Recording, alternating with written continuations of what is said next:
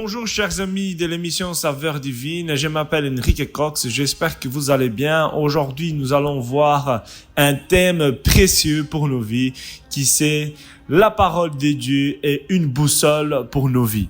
Et ce thème sera basé sur 2 Timothée chapitre 3 du verset 16 à 17 qui nous dit: toute l'écriture est inspirée de Dieu et utile pour enseigner, pour convaincre, pour corriger, pour instruire dans la justice, afin que l'homme de Dieu soit formé et équipé pour toute œuvre bonne. Eh bien, chers amis, beaucoup de personnes se demandent, mais d'où nous vient la Bible? Pourquoi Dieu nous a-t-il donné la Bible? Et l'apôtre Paul nous dit que la Bible est inspirée par le Seigneur. Toute l'écriture est inspirée de Dieu. La Bible nous est utile pour notre vie. Elle est vraiment ses guides, comme une boussole. Elle est pour la personne qui a besoin d'une direction. La personne qui sert Dieu, elle est pleinement équipée pour son service par la Bible. Et voici quelques leçons que nous pouvons tirer de ces passages.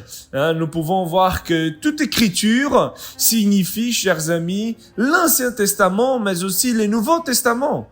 Paul parle non seulement de l'enseignement de l'Ancien Testament, mais aussi de son propre enseignement, de ses lettres, des évangiles qui ont été écrits. Et la parole, elle est inspirée. Cela, chers amis, veut dire que l'écriture sort directement de la bouche de Dieu. Ce que nous lisons dans la Bible n'est pas ce que les hommes pensent au sujet de Dieu, mais la parole de Dieu, c'est ce que Dieu dit lui-même. Dieu ne commet jamais d'erreur, chers amis. Nous pouvons donc être certains que tout ce que nous dit dans la parole de Dieu, tout ce que Dieu nous dit dans la parole est entièrement vrai. Chaque mot dans la Bible est précieux. Aucun mot n'est à rejeter ou à retrancher. Tout est utile pour nos vies. Certaines personnes ne lisent juste l'Ancien Testament, d'autres juste les lettres de l'apôtre Paul, d'autres juste l'Évangile. Mais non, la parole, elle doit être considérée dans son entièreté. Et le verset 16 nous dit que toute écriture, elle est inspirée pour nous enseigner, pour convaincre, pour corriger, pour instruire dans la justice. Donc, toutes les parties de la Bible nous sont utiles pour nous guider, pour nous diriger dans notre vie, et elles doivent être lues pour que nous puissions être enseignés. Donc, la Bible est utile pour enseigner la vérité. Donc, elle nous dit ce qui est bon et juste. La Bible est utile aussi pour qu'on puisse réfuter l'erreur. Elle nous apprend ce qui n'est pas bon, ce qui est vrai, ce qui est faux. La Bible est utile aussi pour corriger nos fautes. Elle nous montre comment nous pouvons quitter les mauvais chemins.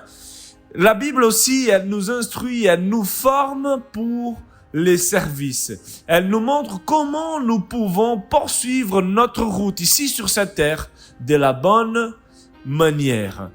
Donc, chers amis, pour bien comprendre la parole de Dieu, nous devons lire bien évidemment de la bonne manière. Nous ne devons pas juste lire les parties qui nous intéressent. Nous ne sommes pas là comme des chrétiens, croyants, consommateurs qui choisissons dans l'étagère ce que nous voulons prendre.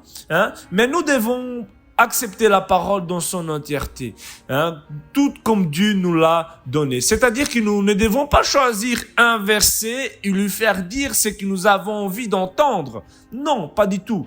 Nous devons lire la parole de Dieu en cherchant à connaître la réelle signification que Dieu lui-même lui donne. Donc, chers amis, la Bible ne s'y contredit pas, et nous devons vraiment lire tout dans son contexte. Et tout nous est utile pour la bonne conduite, pour notre bonne conduite ici sur terre. Nous apprenons sur notre vie spirituelle, nous apprenons comment nous devons nous comporter en société, nous apprenons comment nous pouvons être des croyants fervents, nous apprenons comment être vraiment des personnes en ayant un bon témoignage.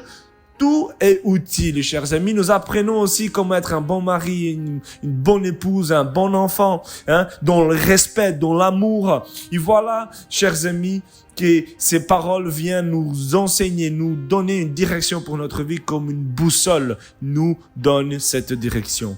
J'aimerais prier pour toi. J'aimerais qu'aujourd'hui, tu puisses prendre cette décision, décider, mais Seigneur, je veux vraiment que ta parole puisse être une lampe à mes pieds, puisse éclairer mon chemin, qui puisse être vraiment celle qui me donne la direction, Seigneur, dans ma vie. Je veux baser ma vie sur un fondement solide qui est ta parole. Prions ensemble, chers amis.